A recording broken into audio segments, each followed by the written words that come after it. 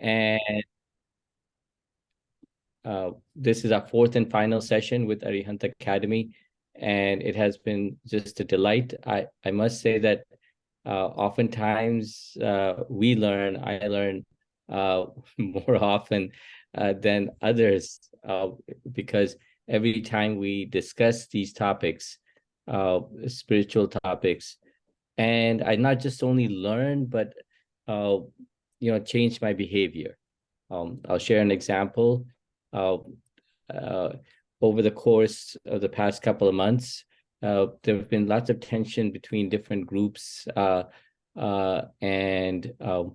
then both in the Jain group and broader group as well. And I always had, initial anger response to many of these things.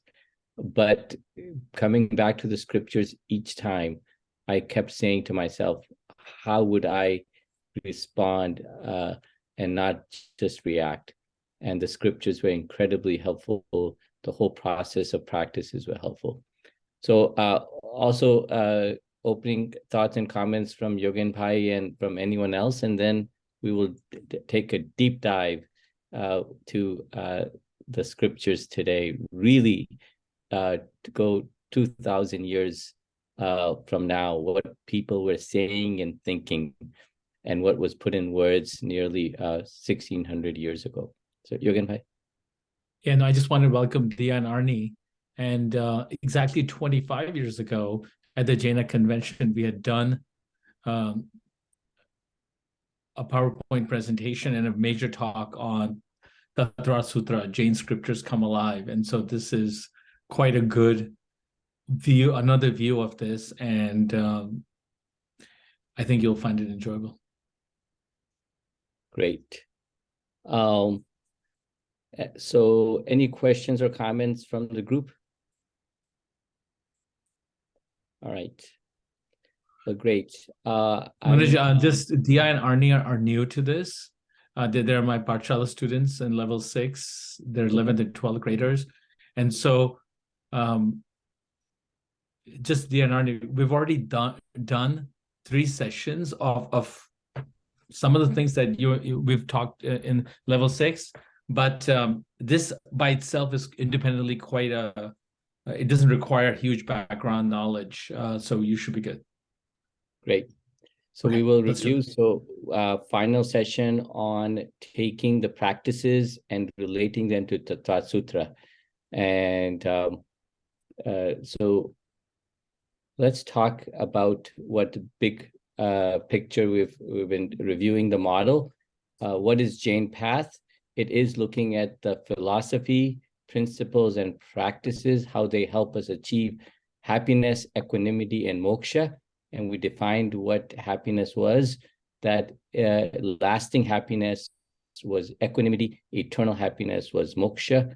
And then the philosophy, there are theory of life, theory of karma, soul, and moksha, easier words to use, but they all are derived from the scriptures.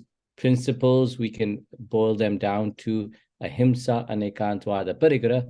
And then what we have to do day to day, there are many practices, but in essence, 24 practices. And in fact, I would ask our group here to also suggest if there were other practices that we may not have so highlighted, that we should be highlighting or thinking about highlighting, that come from our scriptures. And then knowing that the rituals and festivals are all part of how they can achieve, help us achieve towards that Jain path is so critically important. So the scriptures are good because they allow us to know the practices. We can divide the practices up into 3 major categories: ahimsa, anekantvada, parigraha, 3 major principles. And we want to today go into deeper, where each of these practices, like vegetarianism, where does it say in the scripture? If someone asks you, what does it say? Where does it say that we should practice forgiveness? So I want to pause with that, and actually have other folks answer or address the question: how many have seen or read or gone through the Tattva Sutra? So, and what do you know about the Tattva Sutra? Maybe just one by one, we can go through. Sanjay Bhai, have you heard about the Tattva Sutra, and have you gone through it, or what are your thoughts?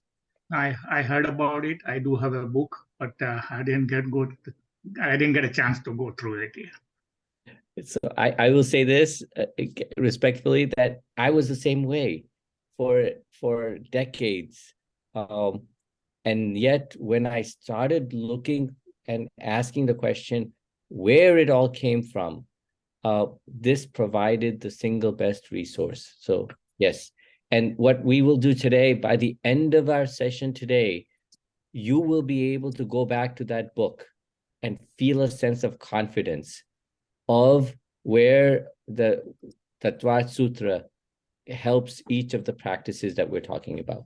So excellent. So Amit, your thoughts on, have you heard about the Tattva Sutra or gone through it? I've vaguely heard about it, but no, I haven't gone through it or read it. I've never done that. Okay, so today we will go through it. Jigar, Akash, your video's on. Yeah. So Jigar Bhai, have you gone through the Tattva Sutra? No, I haven't either. Okay, great. So this is real good, ripe group folk. Akash, have you gone through the Tattva Sutra? He's just turning his audio on. Yeah, have you gone through the Tattva Sutra, Akash? I have not, Bhai Sahib. Okay, that's perfectly fine, which is good. And Divya, have you heard or gone through the Tattva Sutra? No, I haven't heard about it. Okay, great. And Arnie? No, I haven't heard about it either. No. Okay, great. This is good. And Sonia? Have you heard or seen the Tattva Sutra? Okay. Sonia? I think I've heard from my dad, but I don't know much about it. So I'll say an anecdote. As I had earlier, if you were elected to public office in the United States of America and you had to put your hand on a single book to take the oath of office, you would put your hand on the Tattva Sutra. You would not be choosing the Bible, the Quran, or the Gita, but the Tattva Sutra. So let us now unveil what is inside the Tattva Sutra.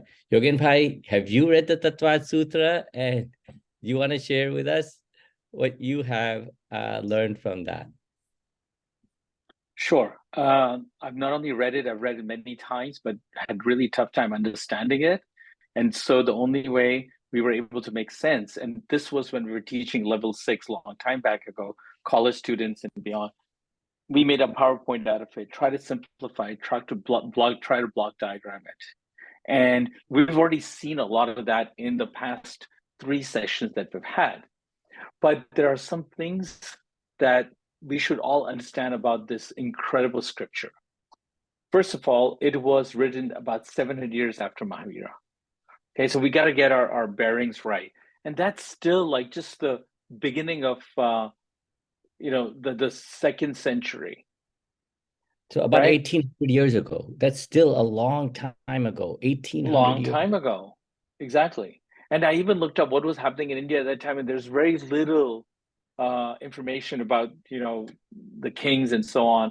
But in any case, and the reason I stress this is because when you see what's in it, you'll go, oh my God, that could very well have been written in this day and age. Okay, anyways, second is it was written in Sanskrit. Third is it was translated by Dr. Nathmal Tadia, and I think we talked about him a long time ago. He was, we met him when he was doing his professorship at Harvard. And he was just an incredible personality. And the best part is, all of the Jain sects accept this. Yes. As their core scripture. As you can imagine, that means a lot. I mean, there are very few things that both the sides, well, I mean, they disagree on, I should say, not agree on. But it's so good that we have one scripture that we can all say, yep, it's Jain scripture. And the other thing is, we keep saying triple A's, ahimsa, nigada, praga, Well, the genesis of that was in the Tattva Sutra. I don't know if you know or not, but I don't think there was any reference to it before that together in a scripture. There wasn't. So we keep talking about triple A's. Well, we didn't make that up. It was done a long time ago. And then I would just want to share a couple of things here. The foundational thing, when you read this, there's something, everything requires, some premise. The premise here is that the goal of human life is liberation. Okay. Now, remember, we had earlier talked about our goal of human life is also happiness in the short term. Sure, long-term goal is that, but we've been focused in the first few sessions on the short term also, right? And then we talked about equity and equality, and things are interdependent. At the same time, they're autonomous. And then there was this whole debate in this discussion on spiritual and physical. And they talk about both. And the physical part, you would think that in the Jain scripture, they only talk about soul and karma. No, this talks about huge amount of physical practices we have and the vows that we take to manage a lot of things. And then the 7 categories of truth that we all know, that was soul, matter, inflow, binding, stopping, and shedding, and liberation. So a lot of those were also discussed in here. Anyways, what I want to let you know is this is probably the most incredible scripture. And when we finish, you'll find some things that we may not want to talk about in the scriptures, which are highlighted like cosmology and other things. And we say, you know what, let's hold off on those thoughts because they don't match our thinking at this time. Great. You want to add something? No, I think that's really important to keep in mind that scriptures that are written 1800 years ago hold tremendous relevance still for us today. So we're going to go through the verses, the shlokas, but what I really want to do first is to do a walkthrough of the book itself. I wish I could get the physical book in your hands at this very moment, but I cannot. So I am going to do what best we can do in today's day and age. It is a PDF. And what we're going to do is take about the next 5 to 7 minutes and go through the book itself. And then you'll get a feeling of the big picture. And then what we're going to do is a deep dive into the shlokas, which are relevant today and which determine or guide our practices. This is the cover. Now, yes, it's translated by, this version is translated by Natmal Tatia, but multiple individuals, including Manubhai Doshi, who recently passed away, Deepak Doshi's father, who's done a translation of this book. The shlok numbers still remain the same. Okay. Any thoughts, comments, or questions from the group before we take the next 5-10 minutes? A deep dive. HarperCollins had published this this version that we have. And many of us had sponsored it initially. Yeah, absolutely. Boston Jain Center was one of the centers that had sponsored it. Yogen Bhai and family were part of the ones who also helped sponsor it. It is the manual of understanding true nature of reality. That is what the Tattva Sutra is. And from the Jain perspective, this is the opening, and it are the contents, chapter 1 to 10, which we will go through in more detail, categories of truth, nature of soul, then there comes karmas, and then getting into the chapter on liberation. We'll come to those in details, but this is these are the 10 chapters to the Tattva Sutra, just so that you will have a broad perspective on this. These were the for this version, L.M. Singhvi did the initial, and this is Nathmal Tatia's introduction. And the question comes up, where did the Tattva Sutra, the AAAs come from? They came from this very first line, which we read earlier.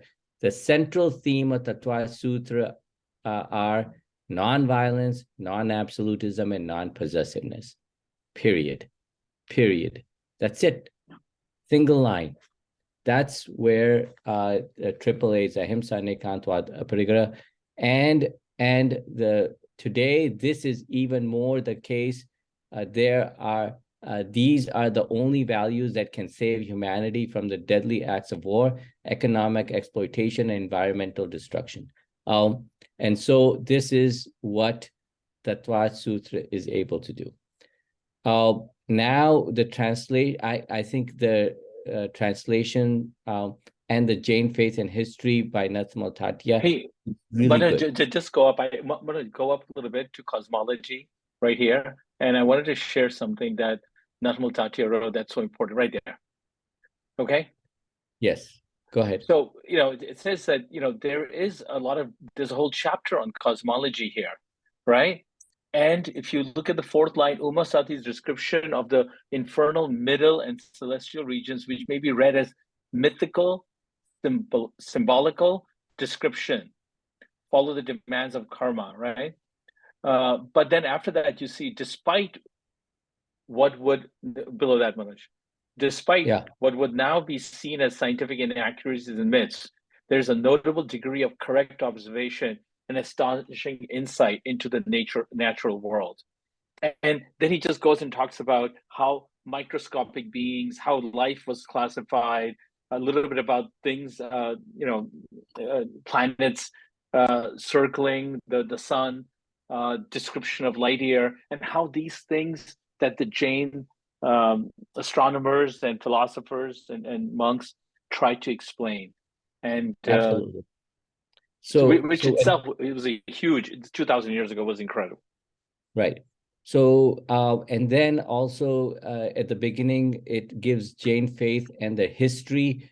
This is a very short and a pleasant read for anyone who's interested in Jainism. But then we get into chapter 1. Again, 10 chapters, Tattva Sutra will go by chapter. That's how the shlokas are divided. So the chapter 1, the categories of truth, and it begins with the following, which is an overarching. If you look at the Jain path we drew, we talked about the enlightened worldview, enlightened knowledge, and enlightened conduct are the paths to liberation.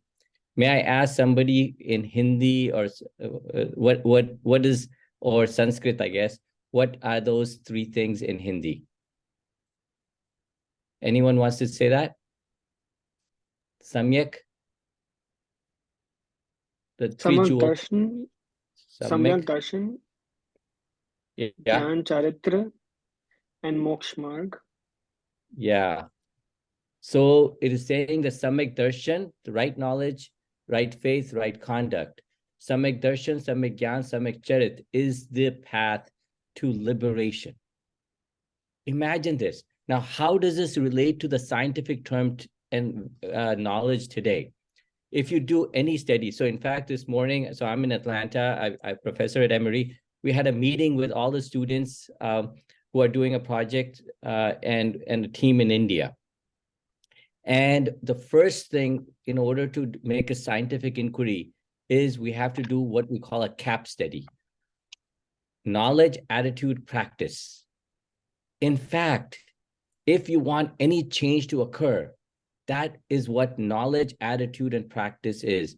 And Samyak Darshan, Samyak Gyan, Samyak Charit. Samyak Charit is practice, right? Samyak knowledge and attitude. Samyak darshan, samyak gyan, faith, and samyak darshan. Can you explain attitude? How in your context? Attitude is what you believe in, what your faith is, right? Your belief system and attitude would align. Samyak darshan is knowledge, attitude, and practice. That is the fundamental of how scientific change occurs in change theory. And in fact, that is what the single first verse of Tattva Sutta says the same thing. Samyak darshan, samyak gyan, samyak charit is the path to liberation. So chapter 1 takes that and then goes into how each of those categories of truth, what we call tattvas, are taken. Jeev, ajeev. This is where the theory of soul becomes enlightened. Theory of karma becomes more in-depth. And theory of liberation or salvation. These are the categories of truth. So that's in the first chapter, it goes into the detail of the Tattva Sutra. It's really not that hard to decipher. You can look at the verse, which is the Sanskrit is right here.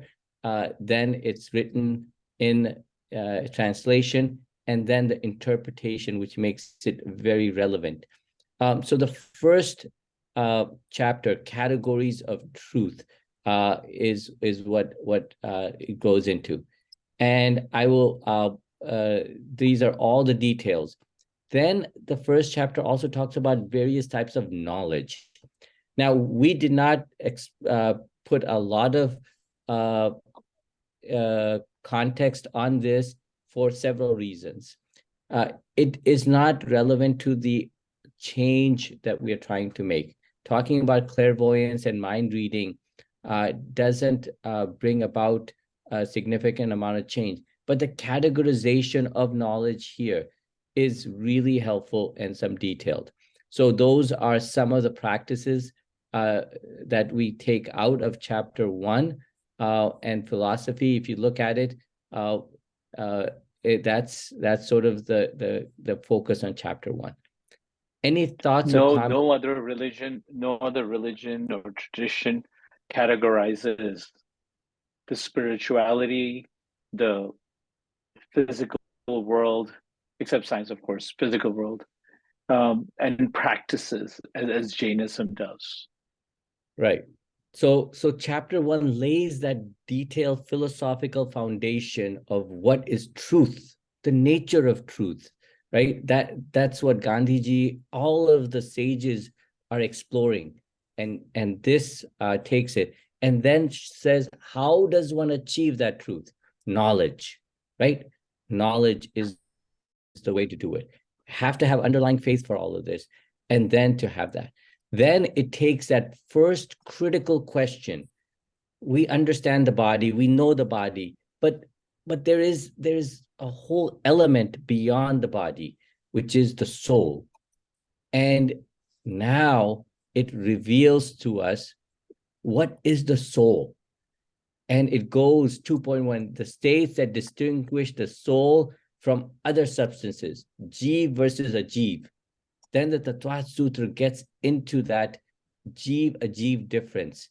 And we talked about in this, when we talked about the theory of soul, what are the different types of soul characteristics, but also karmas that relate to the soul. So the karma theory gets in there as well. And then the various states of the soul as well. And the enlightened world's view is what chapter 2 really gets into, lots of the details of that. And then the different types of beings, right? The sentience is the defining characteristics, the consciousness, awareness, those are the critical element. Just look how salient and succinct the Uma Swati put the concept of the soul in. That's absolutely amazing. Then categorizing it further in ways that would make it relevant to us. and worldly beings and liberated souls, things that we talk about as well in broad terms. And this chapter goes into the details and then the transition of the soul within the universe, where and how the souls move. We didn't spend a lot of time in talking about this, and the reason is because often it is difficult to talk about cosmology in a very clear manner with our different world perspective today as well. But the concept of the soul and that's moving through there is in this chapter. Then cosmology, the lower and middle regions. We didn't spend much time at all talking about Jain cosmology because oftentimes the question is it mythical?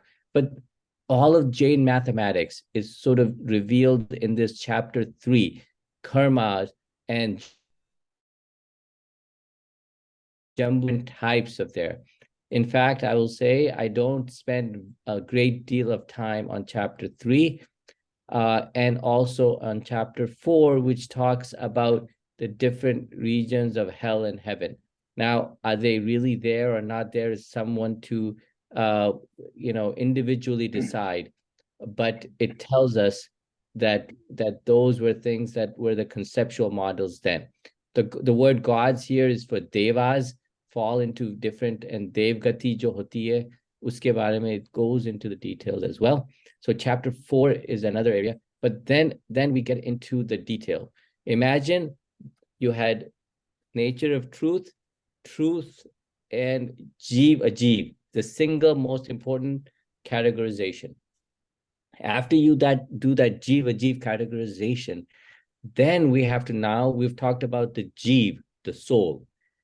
What about the ajeev? What about the substances? And this is where chapter 5 begins, and the other tattvas that we talk about, the medium of motion, rest, space, it goes into the detail, and then the relationship between souls, right? This is the 5.21 service. The whole idea, souls render service to one another. Actually, we all should memorize 5.21. Okay, I don't know how easy, 521. This is probably the most important phrase or saying within the Tattva Sutra, and I like to think within the larger Jain context. Parasparo pagraho jivanam, souls render service to one another. And in fact, over the last 3 sessions, we've spent a lot of time talking about service, gratitude, forgiveness. So right? We always think, Jainism always says that souls are independent, completely.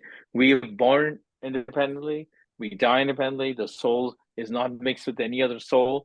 But when we're in this physical realm, right, we render service to each other. We are interdependent. And if you look at the last sentence in there, right, or the one before, as partners in good and evil acts, they're jointly responsible.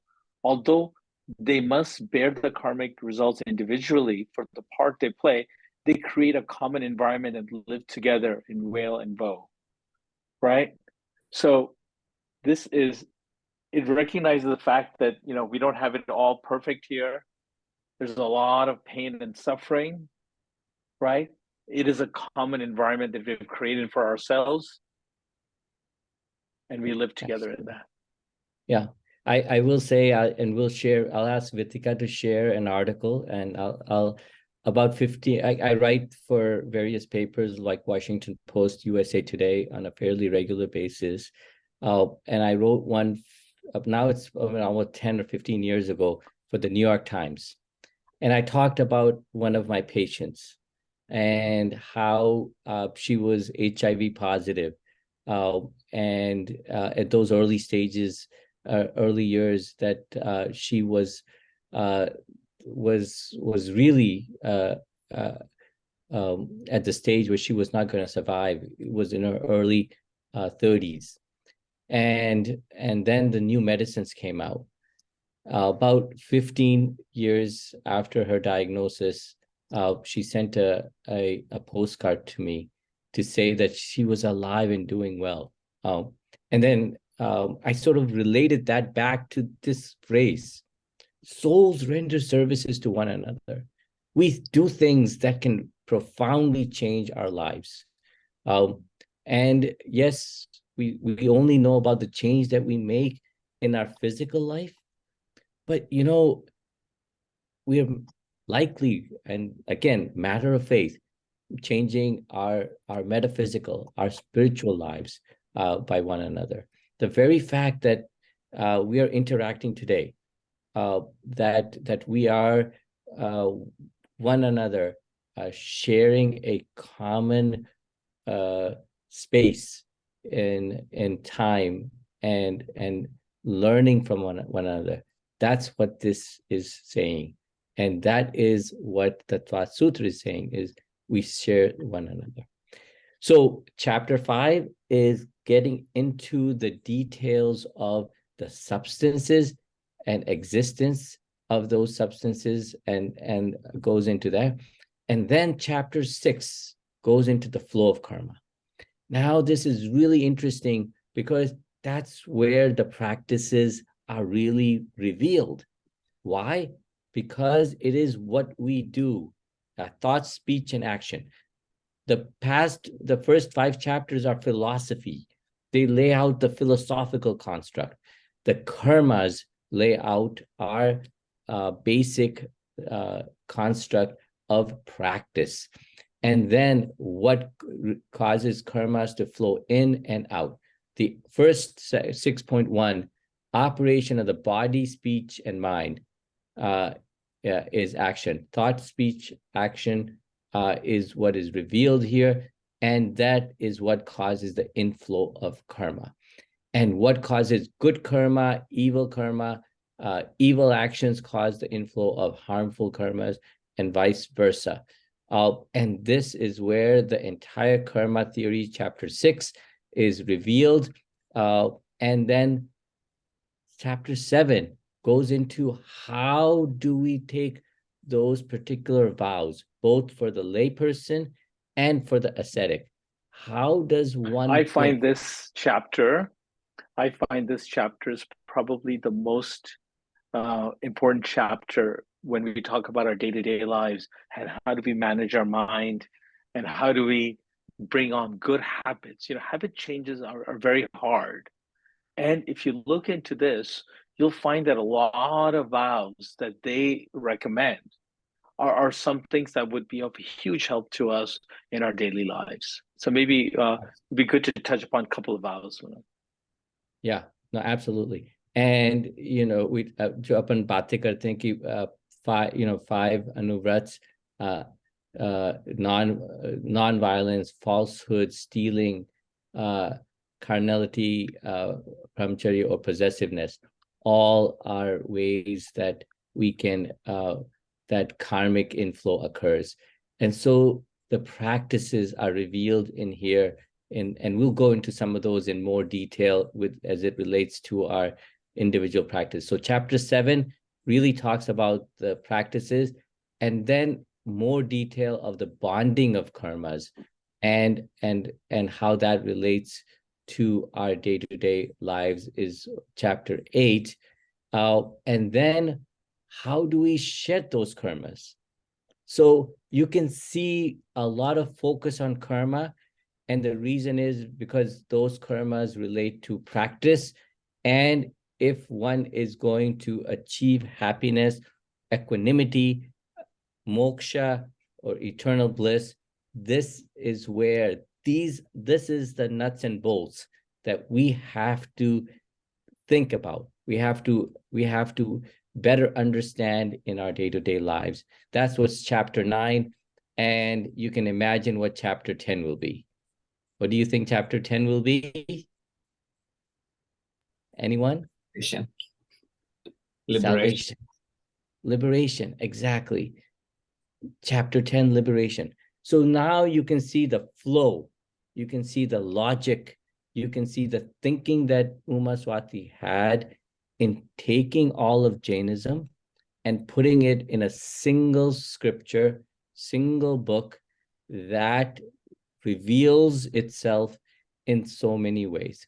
So with that, I want to pause and let's take now a deeper dive into these practices. Any thoughts, comments, and questions? First, let me ask: does it make sense? Does the book and the structure and the content broadly at a large level make sense now to you? Sanjay bhai, your thoughts? Yes, I think it's very well. I mean, very well written, and back in like 1600 years ago. Yeah. Would you feel comfortable opening up to a particular shloka and then reading it in the context now compared to before? Yes. Yeah. And that's the point. That's the point, is that you will not feel lost. You will know where it's coming from. Anyone else? Any thoughts, comments, or questions on this? I had a question actually. Please. This is good, Yeah. and this is really it splits or categorizes things very well. I know that we also have Agam, and I want to see how Agam and Tattva Sutra relate to each other. What is different about Agam? And I have never read Agam as well, but I know that also has like 44 sloks, and I just want to understand if you have any ideas on that. So I'll share this. What Tattva Sutra does is it takes the agams and puts it into a compendium in a concise manner. The agams are very broad and relate to many of the same topics, but they're not as well categorized and structured. And so what this does is it allows for that single book summary of the agams, but the content is not in conflict with one another. Got it. Okay, thank you for that. Good question. Other questions? Great. So now what I want to do is to, again, from each of the chapters, let's look at particular verses. And I want to thank Vitika. She's done a marvelous job of putting these slides together in helping us now do the crosswalk. So we talk about...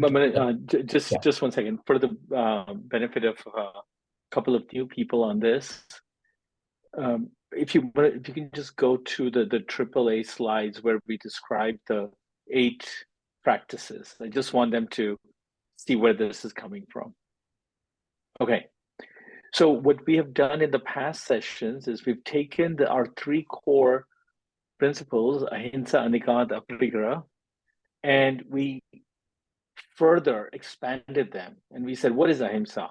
Really, it's vegetarianism, forgiveness, compassion, what you see here, right? So we went deeper into describing ahimsa. Go next one, to the next one. And anekantvad also. And all of these words that you see here, scan them, please. You should be able to relate to them. They are, daily use words. And this is how the anekantvad sort of expands out. And then the next one, yeah, that's fine. And then aparigraha, right? We talk about aparigraha, balancing our needs and desires. And where you see this 7.4, 7.27, those are the shlokas from the Tattva Sutra. All right. So now you can cross-reference. Just like in the Bible. Yeah. Just like in the Bible, when they say, verse, Joseph, Psalm 3.12, right? Psalm, whatever. Same way, you can be very clear that this verse of Tattva Sutra has this shloka and it's consistent. The reason In sometimes 7.27, we will right. limit the excessive use of consumer goods. Okay, we'll look at that in a little more detail. So, and the reason there's a slight change is 7.12 and 7.17 is because the numbering between Digambar and Shwetambar versions have been changed. The content is nearly identical. So not to have, that's why it's just this is either 6.13 or 6.12. Either one doesn't matter. Yeah. Great. So, all right, now we're going to go chapter by chapter, what each chapter reveals in what practice and so forth. So in chapter 1, talks about the practice of open-mindedness. A person must not have a deluded worldview, else they are like an insane person following arbitrary whims, right? Perspectives are many, ranging from a common person's view to a deeply philosophical view. That at that time, the whole idea that views are different.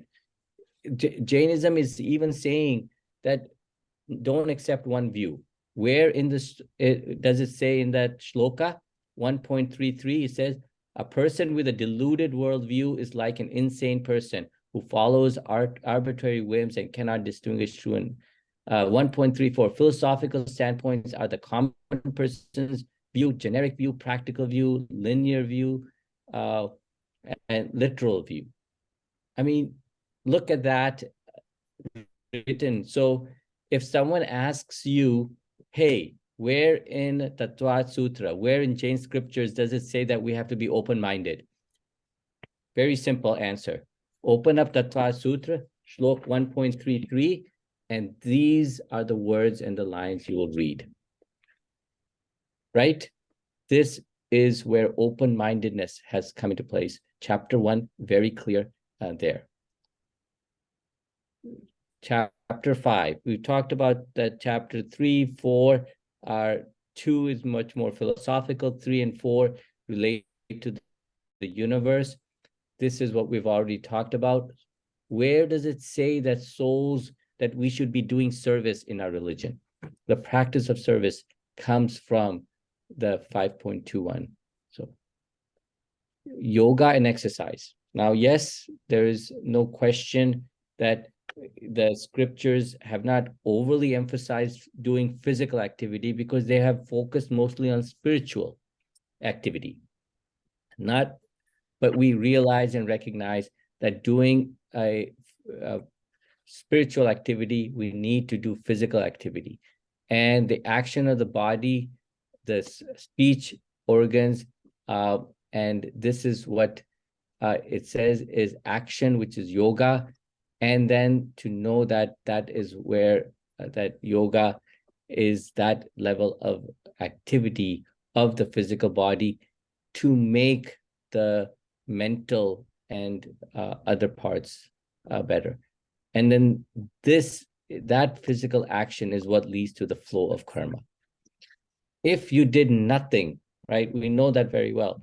If you did nothing, which is no physical activity, so I'm standing still, no verbal activity, not saying anything, but I am still thinking, I am still having inflow of karmas. However, if I go into deep meditation, all of those go away.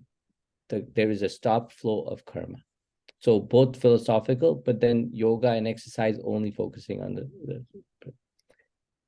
where the whole idea of charity, 6.13 is there. Compassion through charity for all living beings, especially those observing religious vows, self-restraints of a person with attachments and the like, blameless activity and so forth.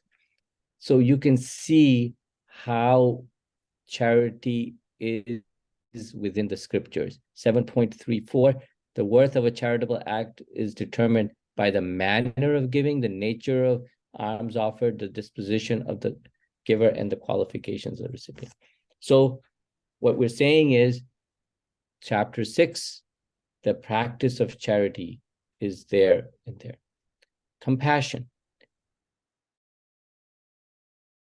It's Clearly, I feel like there's a deep meaning there. Like most of the charity, people always advertise it. You see the name of the person who's advertising. But I think that line particularly says the way of giving. So I think they're trying to say that the manner of giving. I think that means that you shouldn't advertise, and that probably changes the nature of your charity. I feel that's what they're trying to say there. so imagine the challenge of Uma Swati in having to write these things and not be very long, right? He had to put it in 10 chapters and put it in shlokas so that then they could be then, it's like, honestly, think of the Constitution. And then the judges have to take how to interpret that Constitution. And so he was taking the words of Mahavir Bhagwan, putting it into a document, which then would be there. Yep, the manner of giving, absolutely. And what's interesting is that 2,000 years ago, almost, the fact that he wrote it, right? It means that those issues were going on. Probably someone was building a temple, someone was donating, wanted a name out there, no different than a lot of things that we see today. So this gives us a pretty good insight into what was happening 2,000 years ago. Yeah. And then the insight of the individual, the sages, Jain sages, of putting it in a way that this does not lead to happiness and this does lead to happiness, right? Which is great. If this happened that many years ago, it's all fine. I mean, no big deal. But the very fact that they were able to carve out those things that will bring us happiness, and then we, compare to today, and we say, you know what, this makes sense even for us today. And something that can last that long has that universality level of impact, truly should be revered. Where does compassion come in? It's the chapter 6 that when we get into the individual practices. Compassion through charity for all living beings, especially those observing religious vows, self-restraint, and so forth. And again, relating to the karmas. With chapter 6, again, this is now going into detail. Scripture reading, that's a big scripture for right world view, right? So you have Samyak Darshan, Samyak Gyan, Samyak Charit. So Samyak Darshan is there, the right world view. Also Samyak Gyan, for knowledge, you need the scriptures. The inflow of view deluding karmas is caused by maligning the jinas, their scriptures, religious order and doctrines. Yes, in many ways, this is saying that don't go against the scriptures, but pay respect to the scriptures and the karmas that relate to the scriptures and the Jain path. When we 6.22 again relates to the practice of straightforwardness, not being deceitful, the opposite causes of inflow of auspicious body karmas, right? And then it is the 9.6, which is really revealing those are the 10 dharmas that we talk about, which are again another level of synopsis of where the religion is taking us. And we'll talk about 9.6 will come up again and again because it is a summary of the other. So where does it talk about, again, in 6.23 about Jain puja and rituals? And it is the Jina path and how does one achieve those proper practices and so forth. And again, lots of practices here. The 16 causes of body karma leading to life of a karma, purity of worldview, humility, obeying the norms of abstinence, and a line list of other activities as well for both the monks and for the layperson, pure devotion to the scriptures and the duties and following the path. Humility, again, in the sixth chapter, all of the different. So if you really want to see where Jainism is guiding us in our practices, chapter 6 reveals itself in so many ways. You can't go wrong. And also that 9.6, the 10 dharmas are very revealing. Where does it talk about equality and equity? The vows of equity of living beings, perspectives, and basic needs. Again, saying that we should be, we've talked about this as a uniting and overarching principle as well. Where does it talk about meditation and mindfulness? Actually, some of it in the 7th, and then a deep dive into chapter 9 in karma. So I'll pause for here, have people ask questions and comments, and we'll go through the remaining parts as well. But any thoughts or comments? And is this helping you see the Tattva Sutra at that deeper level? Yeah. Amit, Yes. Any thoughts? Yeah, Anisha, please. And I said, yes, it definitely does. It does. Yeah. Okay, great. Yeah. Amit, your thoughts? I'm sorry. Yeah, please go ahead. Please go ahead, Anisha. Yeah. No. I was thinking this is like what do you call the modern version of the Agam? Because Yes. when we think about Agam, like it's just like, oh, it's not. We will not be able to even Touch it. achieve or understand. So that Yeah. was. Then this is like, when you. Yeah, absolutely. And this is that is why it's so important. If we try to go and read through the agams, it's incredibly difficult. And that's why I believe Uma Swati put it together. He put all of Jain views, Jain thoughts into a single document. And what we are in ways doing is reopening, discovering that. Yeah.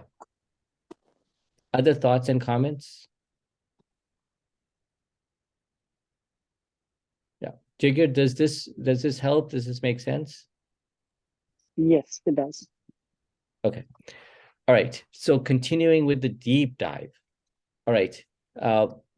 I want to take a deep dive on meditation and what the scriptures say and what we know about meditation. So as a doctor, I teach meditation. I practice meditation, and I look very closely at the science of meditation. Those are we could have days and days of conversation about that.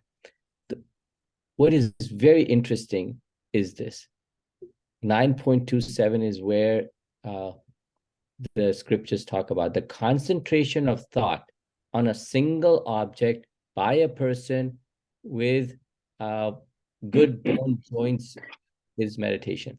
Not the They the got a word little too specific on the bone joints, meaning bone like they joints. could sit in the position, they can meditate. I don't know where that came from, but that's Right. a little too specific. Yeah, very specific. But look at this. Concentration on a single object by a person. So meditation is that entire one part is focused attention. This is focused attention. Yes, and then there is also meditation is open-mindedness or mindfulness, awareness of everything. And then the third is self-transcendence, which is at a state where there's no thought at all, right? Even that focused attention will not help you achieve nirvana. It is self-transcendence, which helps you achieve nirvana, which is going beyond even focusing on a single. But imagine this, we have, our minds are cluttered, we're distracted, there are so many things going on. What Uma Swati said, you begin with concentration of thought on a single object. And then you let that object go, and that is pure meditation. Now, continuing on chapter 7, possessiveness, going back to this whole idea of the material world, clinging, possessiveness is clinging to the animate and inanimate, to individuals, cravings, longing, yearning. This is what leads to unhappiness. 7.12, that's what it says, and it reveals for us. And then it goes into the detail of sensual desires, inappropriate touching, right? We talk about sexual harassment in our modern day language. This is where it says in the scriptures, pornography, promiscuity, all of those, 7.1, 7.7, 7.23. The scriptures talk about those even at that time, that sensual desires are there, but that we need to be thinking and controlling for them. And that's revealed in chapter 7. Again, we've talked about chapter 6, chapter 7, very, very relevant for our practices. The initial chapters, 1, 2, talk about the more philosophical construct, and then certainly the karma. Fasting is a very important practice, different types of fasting. The 7 supplementaries which enrich the observers of the small vows are refraining from movement beyond a limited area, a restriction movement to an even more limited area, refraining from wanton destruction of environment, and then goes into fasting on sacred days and observing special restrictions. Again, the 6 external austerities talks a lot about austerities and what are the different austerities: fasting, semi-fasting, using food as a way of self-control. So the various vows talk about that. Thoughts, comments, questions on that?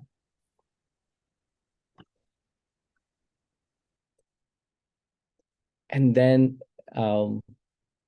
this is where it really, the rubber hits the road, is the balancing needs and wants.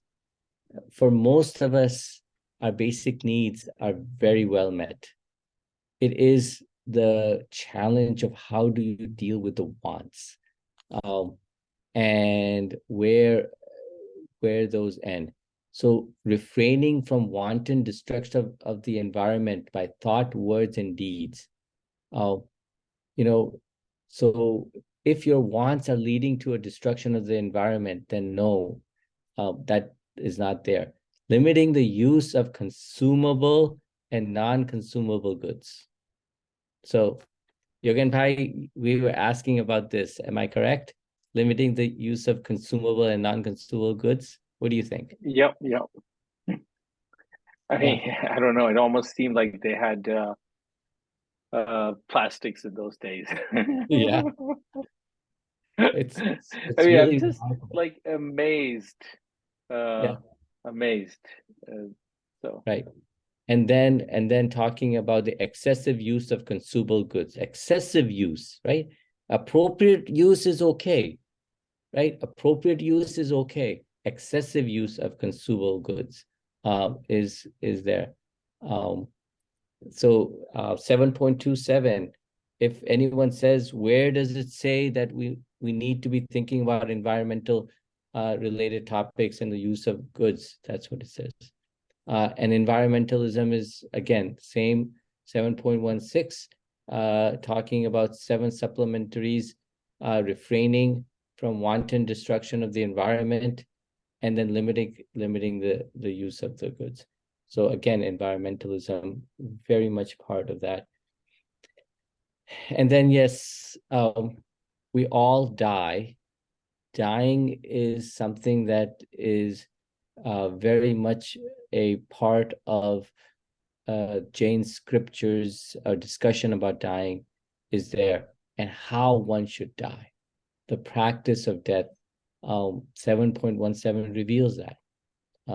If someone in the family So what's has it? So yeah, go ahead. Sorry. yeah, someone in the family has passed away, or if you are wondering how and should death look like, this in a very short form talks about what a Jain death is. And all Yeah. those discussions are going on in the medical space as well, right? Right. As to And what is yeah, the right way to die and what should you say. absolutely. We're learning about all of this in today's day and age of what is the proper way. And to give an example, Jimmy Carter is in hospice, and it's in a comfort care situation. What Jain say that yes, that one is at those last days of life, you shouldn't be saying you clinging, wanting this, wanting more material, more stuff, right? That's a way. But then you can even take it to the step no or limited medicines, right? That's what for Jimmy Carter, no aggressive treatment. Then you do comfort treatment. And then the next stage is even stopping the food, stopping any of those things that will be there. This is a calm and full way of dying. It is not suicide because it is undertaken without the duress or passion. Right? One kills oneself. Suicide is different from euthanasia, one can say, or salekana, very different. So this is where the religion reveals us. This afternoon, I'm talking to young people at Jain Connect, and we bring up this hour. Where does it say that Jainism, we should not be drinking alcohol, or we should not be eating meat? 7.30, right? Anything that's living or contact with living, we should not be eating or doing that. And then more so the vegetarian diet, right? It revealed in more detail as well, 7.30. And even the basic, I wonder why they didn't take more time to talk about being vegetarian, something, because I think they took it just for granted that everyone at that day and age that was a very reasonable practice to do if you believed in nonviolence.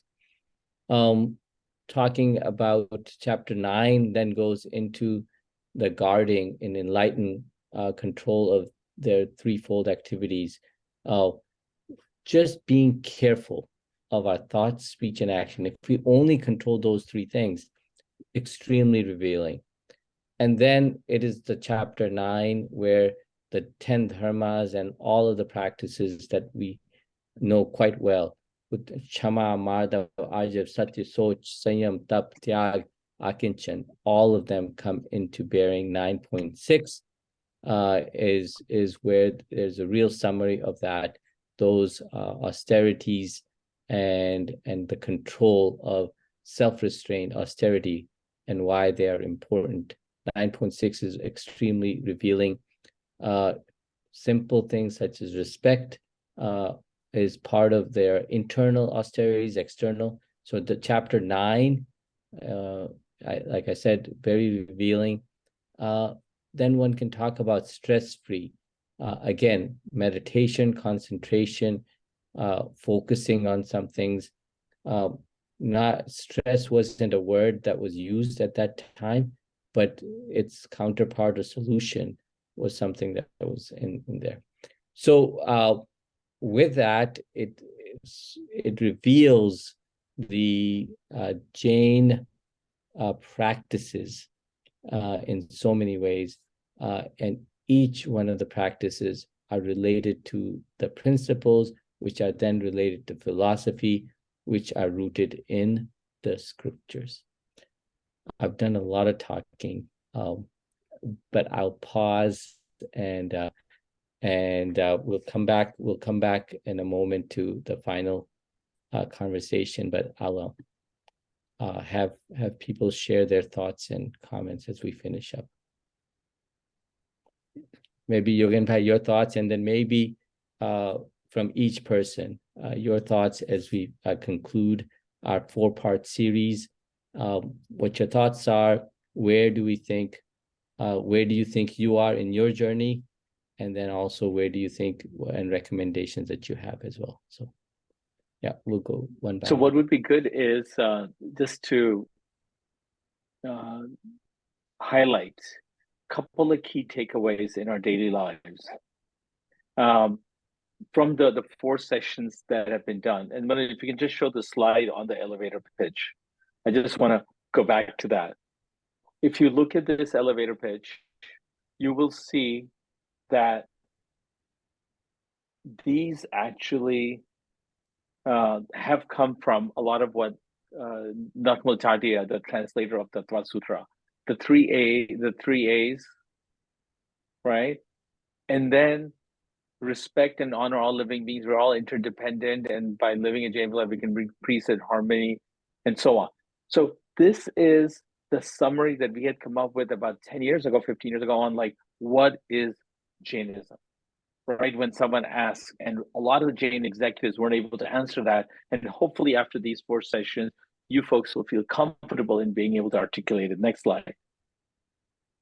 And then incorporating AAAs into our lives, which is rooted in scriptures, not made up, as you can see. But even if we did make up, it is a very powerful set of principles that I have not come across anybody in this.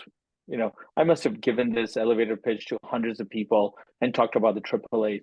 Nobody ever said, you know what, I don't agree with that, right? It is almost so universal that people can still follow AAAs and be Muslims and be Christians and be, whatever other religion. Next slide. And then I thought this was probably one of the more interesting aspects also when we discussed last week, when we said, look, here are the references, scriptures, and here are the scientific benefits. I'm just reviewing the documentary, Forks Over Knives, right? And it's really interesting to do that. Okay, next slide. I just want to finish up, and then we want to hear from all of you guys. And then these reflections, not until we actually take a few minutes and reflect on some of this, the change will not happen. Unless, of course, you guys think that you're already very close to 5 or you don't need to be at 5. But nonetheless, it's a good reflection for us to manage our mind. And I think those were the things that I wanted to convey to the team. So it's a little bit of a summary. Oh, and then don't forget, we are in the business of living with happiness, right? We need to have these things to not only be happy, but to reach our goal of equanimity. And, moksha is very far away, but happiness is something that's within our reach. Great. All right. Thoughts, comments, questions, suggestions, feedback from the group as we finish. Maybe I'll just go one by one. Sanjay Bhai. I think whatever we learned during this 4 weeks, it will be very useful in our life, and it will help us to move forward with our personal life. Thank you. Great. I think I also agree with Sonia, what Sanjay Uncle had to say. Sorry. I think I agree with what Sanjay Uncle had to say. As like a second generation child, I think Jainism and learning about it is like very useful, and in like now, especially when everyone's like in social media and learning about things that's not related to Jainism. So what I've learned these past few weeks, I think it's just a way for me to see that, oh, I should learn more about Jainism and not just forget about it.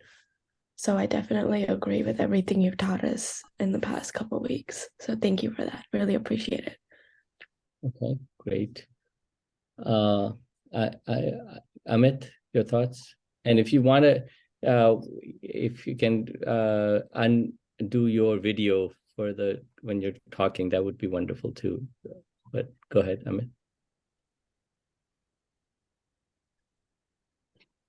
Yeah, I'm sorry, I didn't have it set up. But yeah, I think it was I enjoyed it really. I mean, there was so many points I learned. I think especially quantifying all the practices. I think that will help me a lot going back every time, everything you do in your daily life. I think that part was very powerful for me. I feel like if you don't talk with people about these things, you get so busy in your life. I think doing a course like this really puts you back on track. I think those points were really good. And I think today's class was, again, I love the introduction to the Tattva Sutra. So I'm looking forward to going back into like reading the entire chapter and reading the book as I get time. So it was great. Actually, that's what the hope is, that you will open it up and then read it on your own. So great. Jigar Bhai, your thoughts, and if you can undo the video. Yeah, please. Hey, yes. Thank you I think these sessions have been really helpful. I've learned a lot. And with the new perspective, I really like the way you guys have categorized these principles and how we can put them into daily practice. So I really appreciate that. It is definitely going to be helpful for the next generation. And I think people who want to like scientifically relate with things, Jainism, and relate Jainism with like how we live, like if they believe in scientific way of things. So that is definitely good. I really appreciate that. For me, I think I'm now gonna get that book and I'm probably gonna read it and see, because I think that makes a lot more sense now. So I will definitely do that. And thank you for these sessions over the month. That was really the hope, that you will not be intimidated or daunted by the scriptures, and that you can pick it up and at any time and you have all of this available. You pick it up to a particular practice, and then if this is something happening in your life right now, just pick it up and see what the scriptures had to say for it. Yep. Great. Yeah. Anisha ji? Definitely, I agree with Jigar, because this is like more Jainism. Are some of the like fasting and the other rituals you do see, and it is related, I would say, to the scientific. I mean, they do have the scientific reason, so it will help us to understand it like the way. And I'm really looking forward to go a little more in detail, of course. Yes. Great. And Divya, I know you haven't attended the other ones, but your thoughts? I think I really liked this session. I think the biggest takeaway for me was that I've always heard like all the different things that you're supposed to do as a Jain and what you're meant to do on your day-to-day basis. But I think this book really showed me the different examples and how I can actually put that into practice instead of just hearing words. So great. I think it's helpful. Yeah, great. And Arnie, if possible, to undo the video and share. Yeah, I thought it was like really interesting too. Overall, like I love the slideshow, and I love the part where it's talking about like how like the different like aparigraha and like all that, like how you split it up. Yeah, great. And Akash?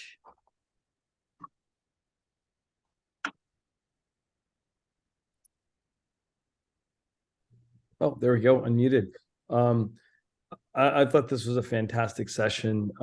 This is only my second session, both of which were fantastic. But this was, I have to tell you, I've spent most of my life feeling very overwhelmed by all the things that we talk about in Jainism. And I always just simplify it down to, nonviolence, vegetarianism, anekantvad, aparigraha, right? So I've always been intimidated by the idea of even picking up this text. So, the fact that you guys, better than I've ever seen, were able to summarize and put in, especially the key paragraphs, kind of opens the door a little bit. So I'm going to echo what several others have said, is you've motivated me to try and get through it, for the first time. So I never knew it was, even though it was written, 1800 years ago, whatever it is, that it could be so applicable to today. Now, granted, there is some translation there, but, at a time when they're talking about, a parigraha in, 1800 years ago, we're 1 millionth power of that now, right? That's pre-electricity. So think about the soul poisoning things we have access to now, that they didn't have then. They were talking about it then. So it's really eye-opening. It is. Thank you guys for that. Really. Oh, Good. great. And I want to say, if Vitika, I know it's late at night in India, I don't know if you're on, but if you want to say a word, she is, Vitika Barjatia has done a marvelous job of assisting us, as has Edwin Rodriguez. Both of them are part of our team, and also been incredibly helpful in putting a lot of what the content that you're seeing here today. I'm not sure if she's on, but I want to thank both of them. Deep sense Thank of you, gratitude. Ridhika, and thank you, everybody. Thank you, everybody. Yes. It was great. Thank you, Manoj sir. It was great. And everyone, we really appreciate your presence over here. And it was great talking to you and hearing all the sessions with you. Wonderful. And then I want to thank the Long Range Planning Committee for being supportive for all of these things for decades, in taking these concepts and moving them forward. My humble request would be, if and Arihant Academy also. Oh, yes. Well, and Arihant Academy and Praveen Jain and Chris Miller and all of them for hosting us. My humble request to you is, yes, we will be doing this again in 2 or 3 months. And if each one of you can just get 3 or 4 people to encourage them to join the sessions. We love doing this, and we will continue to do them. So that would be great. And then, so let's conclude, and we'll do Namokar Mantra. And I'll ask Anisha ji if you would like to do the Namokar Mantra for all of us. Namo Arihantanam, Namo Siddhanam, Namo Ayaryanam, Namo Vajjayanam, Namo Loye Savasahunam, Eso Pancha Namokaro, Sava Pava Panasano, Manglanam Chu Savesim, Padamam Havai Mangala. Jain, everyone. Thank you so much. Take care, everyone. Have a wonderful, wonderful